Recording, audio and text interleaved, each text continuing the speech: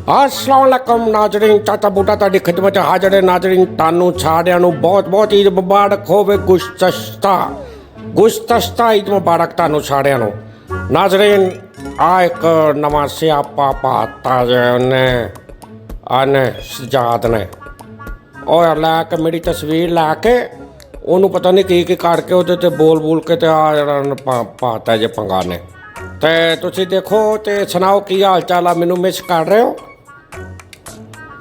मैनू मिस करो ते मेरे लिए दुआ भी करो। ते मैनू पता तुसी मैनू बहुत प्यार करदे आ ते मैं भी तुहानू बहुत प्यार करदा हूँ। अपना बहुत ख्याल रखना, फिर तुहाडे नाल मुलाकात जल्दी जल्दी होया करेगी। जे तुसी इहनू कहो तो फिर मेरी ते इदां करके ना, तो फिर तुहाडे नाल मेरी गलबात हो जाया करेगी, ठीक आ।